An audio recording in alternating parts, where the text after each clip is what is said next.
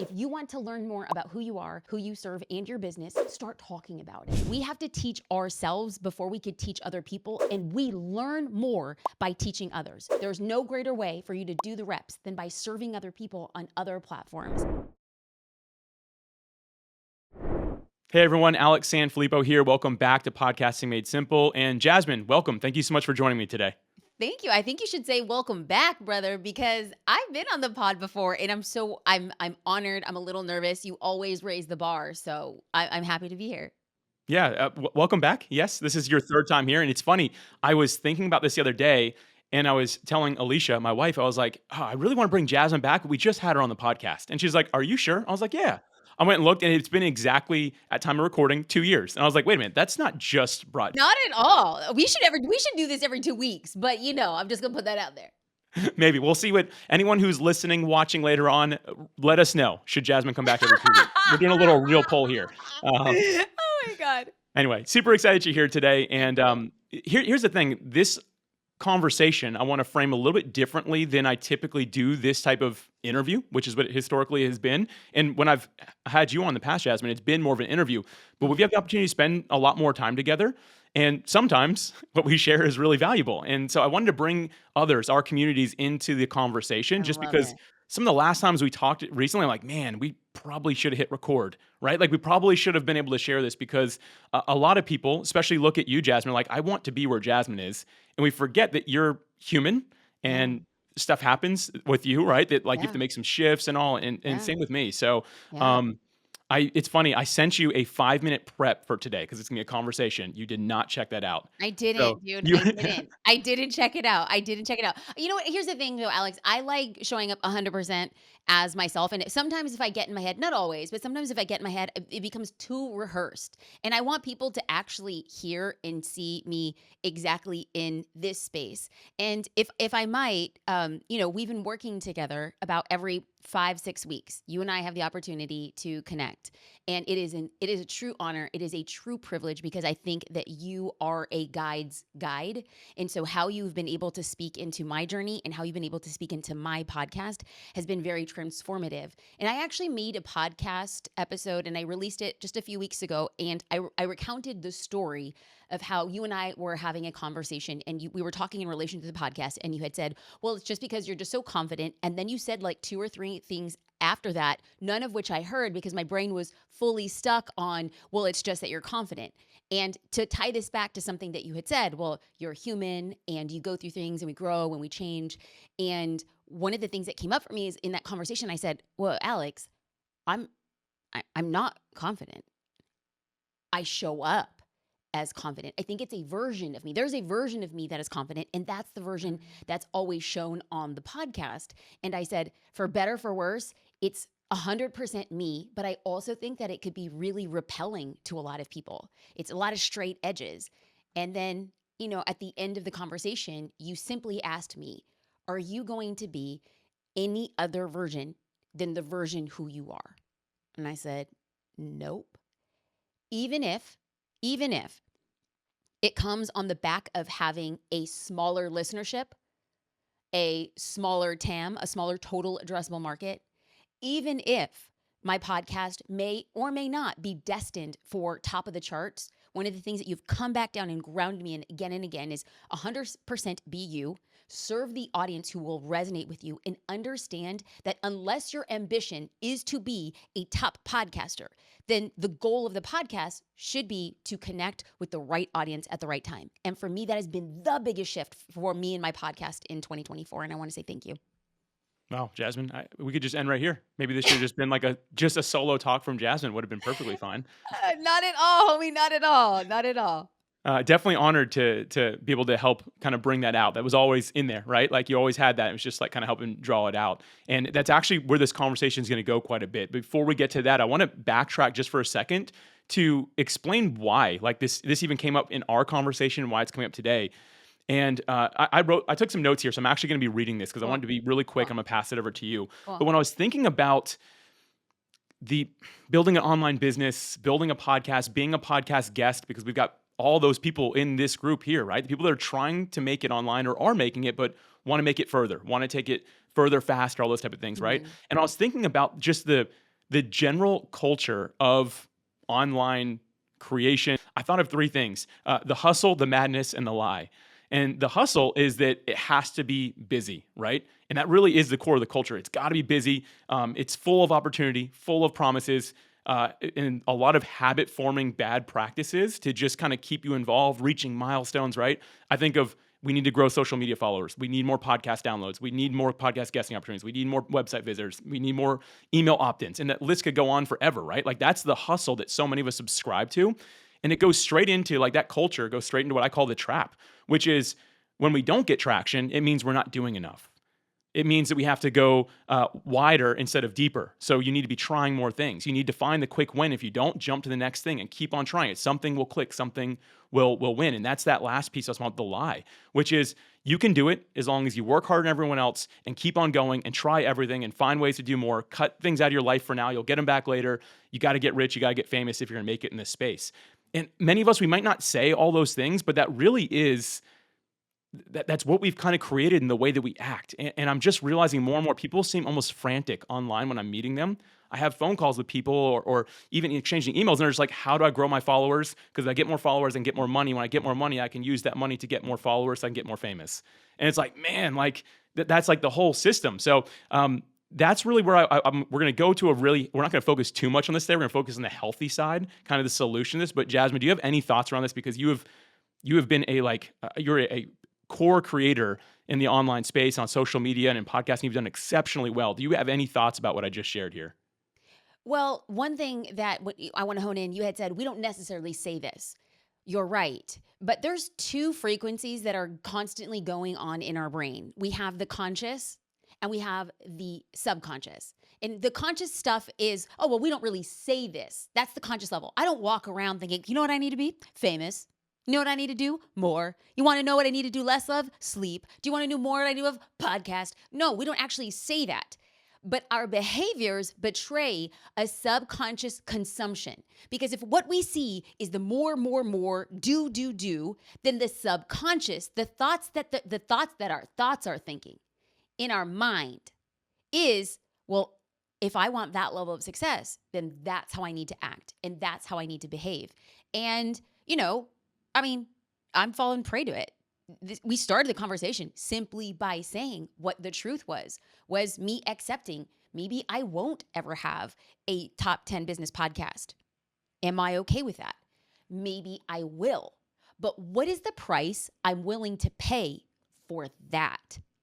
And it felt very freeing. It felt so freeing when Alex had said the same thing I say to people as they grow their business.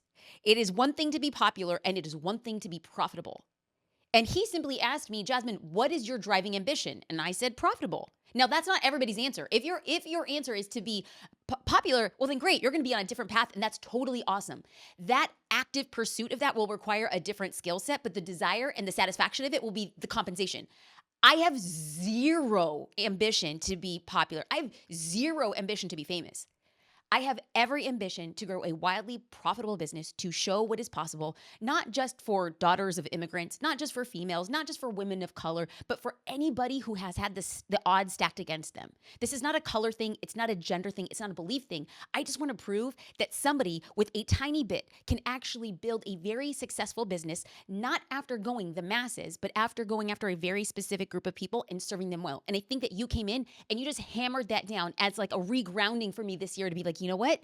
That is my objective. I got caught up. And so, yeah, that's my thoughts on the hustle.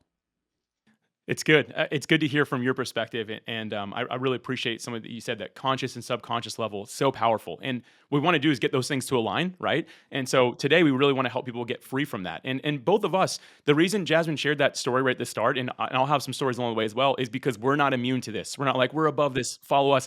We might be one step ahead right now, and we might fall back into it at some point and need that person in our life to help us get there. But the solution I want to talk about today, and this is how we get freedom and more results, is we have to start to walk in clarity. We have to walk in clarity. And it's not just gain clarity, it's to walk in clarity. And here's what I mean by that. It's very clear to almost all of us that if we want to be in better shape, we need to work out. But we don't walk in that, right? Most of us are like, I know that's what I need to do, but I'm not going to do it, right? Like it's clearly there, but we're not walking in it. And that's what we want to talk about today. And Jasmine, I think you go to the gym 6 days a week. I go 5. So I got a little stepping up to do here, right? But any thoughts around this before we kind of get into 4 points around this idea of clarity and learning to really walk in it? More than anything, Alex said it, and I'm just gonna say it again. I am a broken person trying to find the path that is best for me. And so I don't think that Alex and I are ever saying, well, follow us because we are beacons of light and knowledge and wisdom. That Not was a very remotely. AI comment of you, by the way. Beacon of light, like that's clearly you've been influenced by AI. That's funny. And I think more than anything is beyond being a separatist, we are definitely a lot more together. And what works for Alex works for Alex. And what has worked for me is working for me. However, somewhere in the spectrum of that, you're going to find what works for you and to have the courage to step into your version of clarity because it looks very different for all of us. So when you and I talked about this, I came up with like 4 steps to gaining this clarity, to learning to walk in it, to stepping in it. And again, I myself am learning to apply this, and I will share some stories on the way of where I'm getting it wrong and where I'm getting it right. But the 4 steps to kind of give everyone the full view of this is internal clarity, external clarity, projected clarity, and perceived clarity. And so I want to jump straight into the first one there, which is internal clarity. This is yourself. What do you want? Like, why are you here? Like, it's got to be very, you have to look internally. And I think so many of us, we skip this one. We immediately look externally for why we should be doing what we're doing. And Jasmine, I want to turn over to you and see if you have any thoughts on this idea of internal clarity and beginning with that. Just as a side note, because like Alex knows that I go in 1,000 different directions. There's like 10,000 rabbits in my mind, and we all meet at the same point. So please know that the madness that is inside of my brain will all meet up in this perfect little Easter basket of goodness. A lot of Easter eggs, okay? Surprises along the way. So when Alex is talking about the internal, we all acknowledge and know that the reason we started our business, our podcast, was for an internal desire. But oftentimes it gets convoluted by external variations of success. That if we aren't at a certain ranking, if we didn't debut at a certain place, if we haven't had this many podcast downloads, that the external factors will impact the internal clarity. And whatever it takes for you to be grounded in your clarity. And I have to say, it took me months of actually being super conscious of it. And here's like a real example. So for the podcast, for the last few years, we were dropping 2 episodes a week. And then we decided to experiment sometime in the summer, dropping 3 podcasts per week. Well, as a result of that, we started going up in the rankings. In fact, like our podcast PM was posting them in Slack. This week we're this. This week we're this. And we started climbing. And I have to tell you, the dopamine factory in my brain was like, ooh, girl, look at you. Ooh, ooh, like climb, climb, climb. And I started looking at the ranking climbings as a thing. However, what we just did was use a steroid for growth. I didn't have more singular downloads. I had more total downloads, which yes, did impact. So it's not like the podcast got better per se. It was just that the same people continued to listen. So did I get better as a podcaster? Did more listeners find what I had to say valuable? No, because we didn't see an increase in individual downloads to result in that. So then once we decided to go back down to 2 episodes per week, what happened? I dropped in the rankings and I realized that the external ranking was impacting my internal satisfaction and worse, my internal purpose. That is so broken.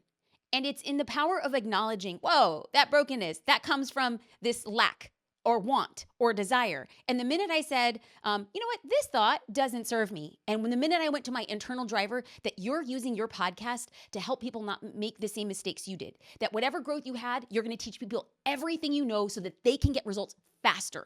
That's your driver. And if that's what's actually happening on a small scale, clap that up. That was the internal alignment for clarity for me. It's so good. I'm going to share something from a conversation we had about this when the decision went from 3 back to 2. I asked you a question. I said, are you happy and do you like what you do? And I didn't know what to expect when I got that. And sorry, Jasmine, I'm going to just transparently put you on Yeah. this, put you out here. Yeah. You didn't cry. You did what you call gangster cry. It was a Uh, gangster tear. It kind of gangster tear. hung at the edge of my eye. It was just one, right? And but the thing is, you're like, I love this, and I could just Thank hear the you. passion. And I think Thank that so you. many of us, myself included, that I learned so much from our conversation when you said that, and when that, like, just that moment, like, I went back and I'm like, do I love everything I'm doing? Like there was all the passion. I could feel it. I was like, wait, where do I have that? Like, I want that too, right? I want to feel that way. And I bring that up not just to call Jasmine out, but for all of us here, we have to go back to what we're doing to internally decide, like, do we have clarity? And just, is there something that you love so much it drives an emotion? Even if it's not crying, is it laughing? Like, what is it? Does a problem in the world make you angry? Like, if there's something there, we've got to be willing to take the time to explore that. And like, I know I say it a lot, it's like kind of returning to your why, the whole purpose. But without this level of clarity, this internal clarity we're talking about, I don't think you can get the next three steps we're going to cover right. Like, you've got to be willing to take the time to do this. Absolutely. Amen. Thanks for the And yeah, I reinforcement. did, and I did, I often joke that for me, I kinda grew up having a hard time, identifying an emotion or expressing an emotion. I'm very expressive, but for some reason, tears. Like, I would joke, like, "Oh, I don't cry," like, I leak. And I think that what happened, what that came out of, like, left field for me is when you asked me that question, and I very much got choked up. Like, I had to pause, and I said, I love it so much it hurts." And when you love something so much, you want the results to validate your love. You want the results to validate your ability. You want the results to validate your skill. And sometimes they don't, despite your best efforts. I think I have become a better interviewer over the years. And has the downloads reflected that? No. So, what does that mean about my skill? What does that mean about me? And the internal work is deeply knowing jack squat.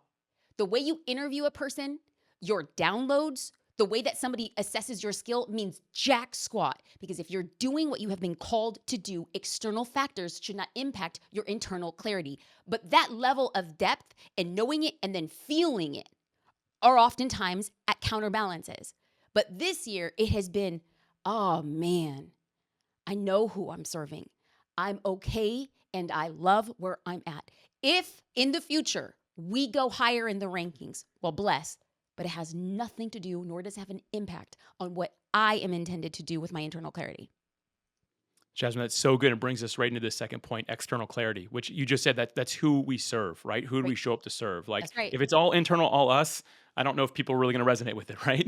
It's got to have some sort of external factor. And again, this is what we do for others, what we want others to experience by engaging with our brand, our podcast. If we're the guest, what they feel after they got to hear us on their favorite show, and all these different things. Can you speak a little bit about the role that who we serve, this external clarity plays? I mean, yeah. I mean, and I think you probably have some notes to be like, I'm gonna spill some tea about the conversations we've had because I definitely have had an identity crisis with who I know I'm intended to serve and then who I know is currently listening to the podcast and the business I have built. So my husband and I co-founded a SaaS offering called Social Curator, and we know that we serve SMBs, and most of the people that we serve are earning in their business less than $100,000, and that is incredible. There are people in there who are making $40,000 or $50,000 doing something they're wildly passionate about and they avoid a desk job, but it's not necessarily perhaps their ambition or their skill set or even like total addressable market growth capacity to do something that's over 1 million. And so a lot of the content that I had created early with the podcast was to serve the people who are becoming members of Social Curator. And then over the past year, I've really stepped into I know who I'm intended to serve, even if that is not in direct alignment to what Social Curator is offering.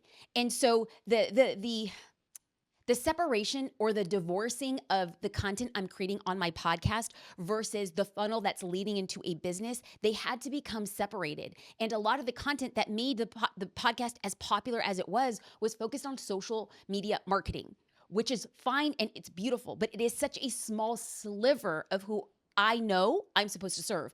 And you and I have had this conversation at the top of the year, and I'm like, I know I'm supposed to serve 7-figure founders moving on to 8. And I know it beyond all knowing it. But I said, Alex, let's just do some basic math. Anybody who starts a business, only 4% of them will actually cross into the 7-figure mark. So I'm like, so we have a very small market of potential listeners. I'm like, but beyond that, I have a tendency to attract female listeners. And so if I'm going after female entrepreneurs making 7 figures, that's only 0.7% of all entrepreneurs, period. I was like, Alex, you want me to say that I want to build a podcast for 0.7% of entrepreneurs and somehow make it into the top 10 business category? Does anybody notice a pattern here? I keep on talking about those freaking rankings because at the top of the year, I was like, rankings. And now I care and I totally don't care. I just don't care because I think we've done the work to actually say, when we build a business on the back of doing something we love, podcasting, creating awareness, likability, trust, funnels into whatever the offer it will be, we have to trust the process. And I'm going to close it by saying this. Alex had said, Jasmine, is there any way that you could start changing your content to start attracting the person that you want to serve that you're currently not serving? And I said, okay, I'm going to go all in. And he had said, well, how do we measure this, right? Like, how do we measure the effectiveness of the work and content, how it's changing? Because you're going to be slashing a lot of the listeners. A lot of the listeners who are at your podcast party for social media marketing, as you start talking about strategy and operations and systemization, you're going to lose a lot of people. And boy, did I. And that's been a fun ride, tongue in cheek. However, I recently hosted a mastermind for 7-figure entrepreneurs. And we have 16 people in our mastermind. And at minimum, half of them during the interview had said, oh, on your podcast. At minimum. And the mastermind is $25,000. On the back of changing, really leaning into, I can, without a shadow of a doubt, point back hundreds of thousands of dollars to changing the content on the podcast just this year. And we're just getting started. Alex and I started meeting in around March or April of 2024. And then we had to actually change the direction of the ship. But because we had produced many podcast episodes, the actual strategy deployment of when we actually changed that avatar and said, we're going all in, didn't happen until the summer. We closed registration in September for a mastermind. So you want to tell me that I'm not being popular, but I can completely cite without a shadow of a doubt people who actually use these words without being prompted. Because I think that if I were to ask the people in my mastermind, have you listened to my podcast in the last 6 months? I think that the vast majority would say yes, but what they said, half of them, I could say multi 6 figures, came back on the back of content that I had been creating. And so to me, the external who I serve got very clear, and I got an ROI within less than 6 months on the back of that. Congrats, Jasmine. Like, Thank so you. cool to fill up a mastermind like that. Thank Like, I you. remember seeing your initial post about it, and it wasn't that long ago. Like, No, just so cool that it just was like, it clicked. And great job. That's a perfect example. I'm talking about thank that you. external clarity. Thank you. It's funny, like, I feel like you just shined with both of these things, but where you're really going to shine to the next two pieces. So, like, that's internal, that's external, we're looking at. And then we kind of flip this next part. The next 2 points are really like around it's where our brand comes in. And I think that you're the leading expert in this. So, like, the third point here is our projected clarity.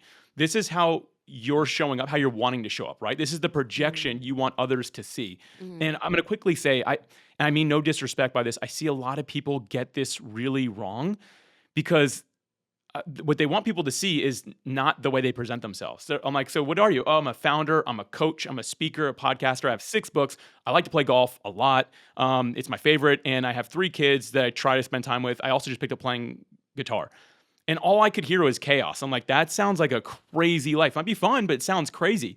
And if that person wanted to kind of shift that, I'm not like saying this is perfect, but off the top of my head, it'd be like, hey, I'm a father who's also a successful business owner who has learned how to prioritize my family and hobbies, and I'm teaching others to do the same.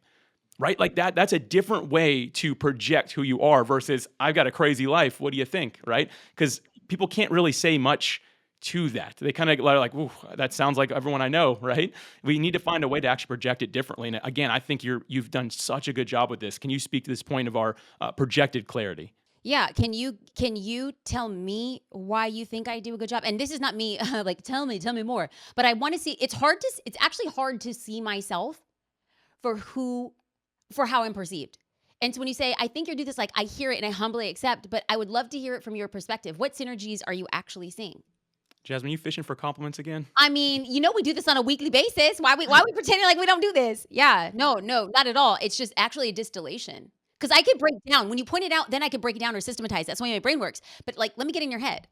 Yeah, so for me, when I look at what you're doing, I go to your YouTube channel, your Instagram, like two places you're really doing really well, your website, your podcast. Like I go to these places and I see that you just understand like being a content creator, but in the way that you're also driving a really big business, and everything models that. Like, yes, I know you're a mother, and I know that you work out like a lot, right? And sometimes you'll post that stuff, but it's not like the core of your brand. And sometimes I see people they blend those things. I'm like, okay, are you a content creator or are you teaching me how to get a six pack? Like, I'm not really sure what's going on here.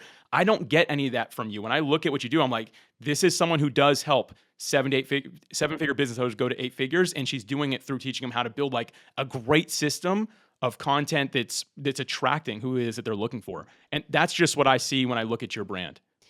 So the lens in which I look through, oftentimes people will introduce me for better or for worse. I'm like, oh, this is Jasmine Star. She's an influencer. And I will always take a beat and I'm like, thank you so much. I'm actually an entrepreneur with influence. And the reason why I can really stand in that like re-education is that just because you have a sizable platform, it doesn't mean that the business you're building is on endorsing other people's businesses. That's what an influencer does. I don't endorse anybody's business but my own. Although this episode is brought to you by PodMatch. I will say, I will. Come on, Wow. Alex. Come on. Wow. If I'm not going to talk about your business. I mean, here's the thing. You've just done really magical things with it, right? So, Thank you. all jokes aside, I really have to understand that my business is in service of a specific person with a very specific need, and my content should only speak to that. So, I believe 80% of my content should be speaking to my ideal clients' pressure points, so that when that pressure just gets a little too much, that I'm the person they think of at the top of their mind. And so, sure, I might be sharing content that is 20% other things that I happen to be doing or find interesting, which is why on any sort of social profile, you will see less than 20% of my husband, my daughter, my church activities, my yoga practice, my workout or fitness. It is mostly in service of. And the other things I get to play with and test with and create the likability factor, but maybe not the trust factor. Like, you don't believe that I'm actually going to be an advisor, a consultant, or a partner who's going to transform or 10x your business when you see me at the gym. However, if you like to go to the gym, or you aspire to go to the gym, or you actually have an appreciation for the discipline that it takes to get to the gym, you're going to build the likability. You might not trust me more, but I think that those types of pieces of content, 20% of your content, should build the knowing and the liking. But the trust comes from the actual content that you are using to educate or empower your followers. That's so good. I love that. And this goes straight into the last thing here, the perceived clarity. I'm going to quickly share my mistake on both these things. In 2023, we had so many different brands, I'll do air quotes there, that were associated with PodMatch. We had PodMatch, we had our podcast, we had our virtual event, we had our industry report, we had other software company, like all these different things. And it ended up being, if I'm remembering correctly, I posted it in our community. So someone watching or listening can totally correct me on this. I No, but think it you was also posted it on Instagram. I did. You're right. I posted Yeah. it everywhere. Yep. Yeah. Mhm. Yeah. And I posted as an apology because I think we had like 11 different things going on. And I didn't realize there was a problem until I was meeting with podcasters in person in January. And I'd heard it. The signs were there because every time I got on a podcast, people would literally say, Alex is like the podcast guy. He does all kinds of things for podcasters. And it's so hard to keep up with everything he does. And they were saying it in a nice way, but it always bothered me. I'm like, no, that's not what I'm trying to do. And in person, it was this one person asked this question. She did it and really, she didn't mean to be rude by saying it. It came across in my head as like, oh, I can't believe that. She goes, hey, I have just one question. I'm so confused, Alex. What do you do? And at that moment, I realized I am projecting the wrong brand and it's being perceived in a totally different way than I want to. And that point, that's when I went and posted on social media and in our community saying, hey, everybody, I am sorry. And so we've done our best to hone it in to just PodMatch because all I want to do is help serious podcast guests and hosts that are willing to invest in themselves streamline the interview process to find that next right connection and just make it happen in a really beautiful way to serve listeners. Like, that's all I want to be known for, not the guy that helps you get more downloads or more reviews or any of these other things. And I realized I really made a mistake. And all year I've been working really hard to get back to, okay, this is now how I'm projecting it. And I can already tell you the perception is changing rapidly fast and the business is taking off faster than it ever has, even at launch, because of doing that hard work. And it hurt. I'll be real. And I wanted to be public to apologize just because I was like confusing people. Mm-hmm. So you and I, I'm we meet every about 5 or 6 weeks, and they are, when I see them on my calendar, a moment of uh, deep revelation. I already feel like something's coming.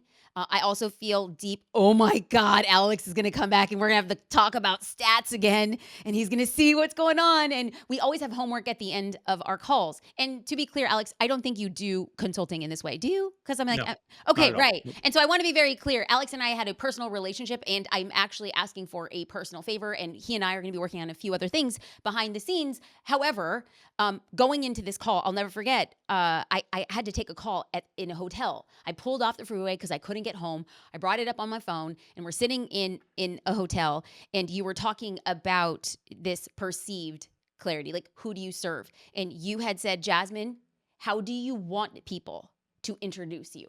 How do you want them to introduce you? Because I said, I would express, I'm like, Alex, I think that people are just saying, like, I have a social media podcast, all great and amazing, but that's actually no longer who I am. And I'm being booked to speak at events, and I'm being introduced as being somebody who is a social media strategist. Again, all good things. It's what I'd worked for. But like, I'm ready for the next chapter. I'm ready for the next title. And you said, what do you want people to say when they introduce you? And for the first time I put to words, I want them to say, that's Jasmine Starr. She 10X's your business.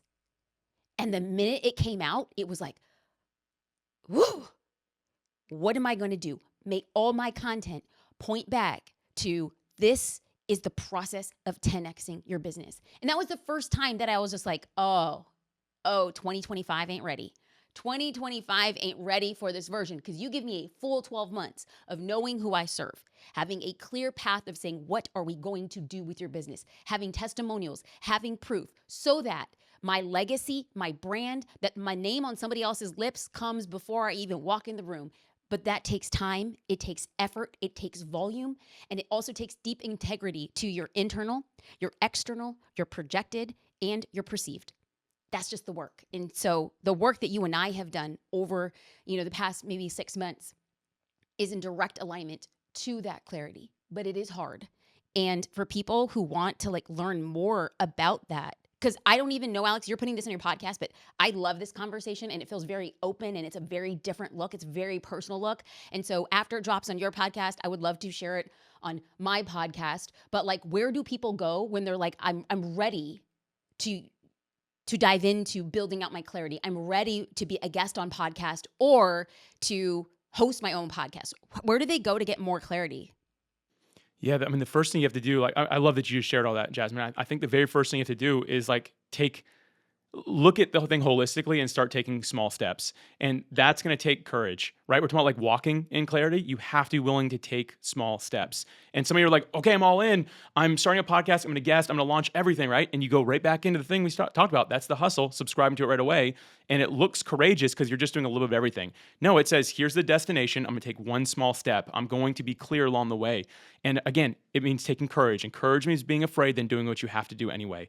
And so when I think about this, like, listen, there are tons of guides to starting a podcast. There are tons of guides to being a guest on a podcast. And like, listen, if you're not on PodMatch, podmatch.com/free. We'll give you some great initial steps. Not here to promote my own stuff. Like, there's no email needed or anything like that. Just to tell you 5 things you can start doing. But at the end of the day, I just tell people, start taking the steps and put it in some sort of timeline and then get some accountability. Like, Jasmine, we spend time together. I think of it more as accountability. Like, listen, like I said this beforehand, I'm like, if I ever got into coaching, I have this terrible misconception that everyone's gonna be like Jasmine, and they're just not going to.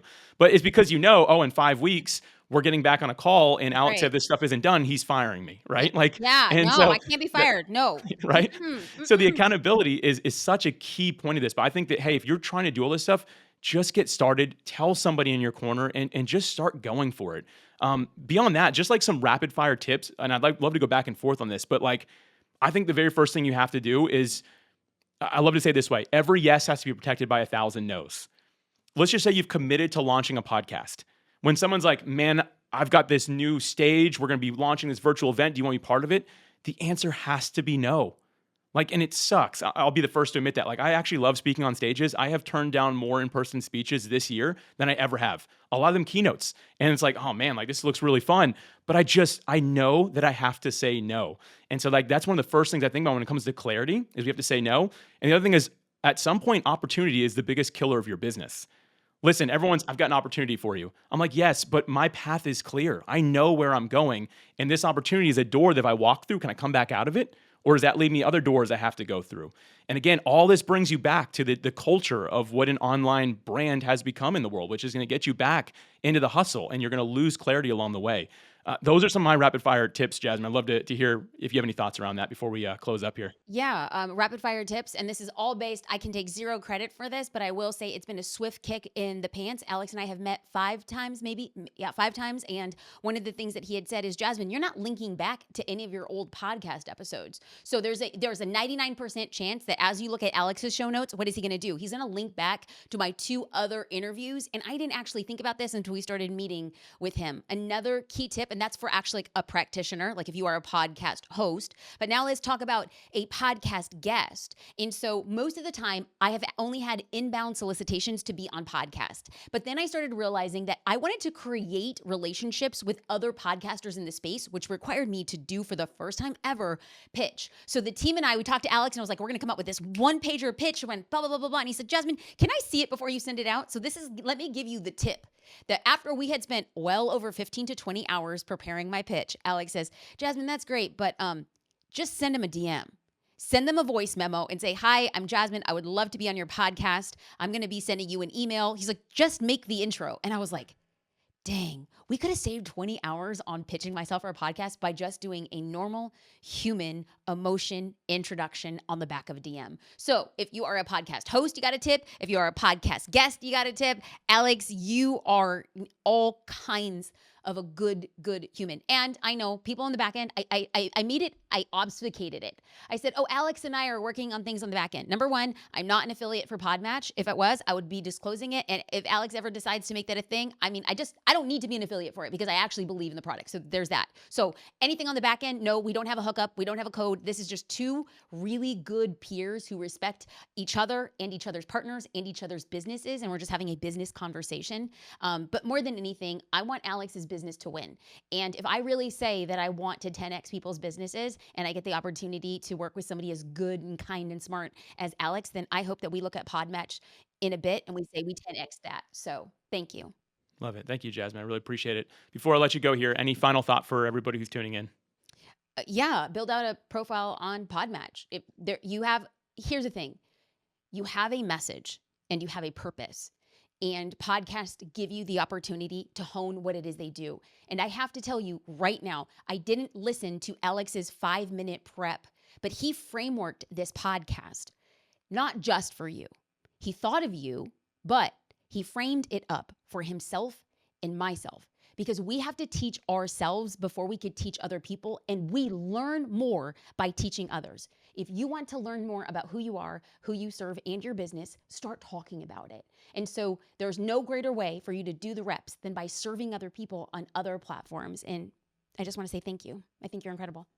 Thanks, Jasmine. I really appreciate it. And you totally did my job for me today. So thank you so much, everybody, for tuning in. And Jasmine, again, I really appreciate you. And this was a great time. Super fun conversation. Thank you.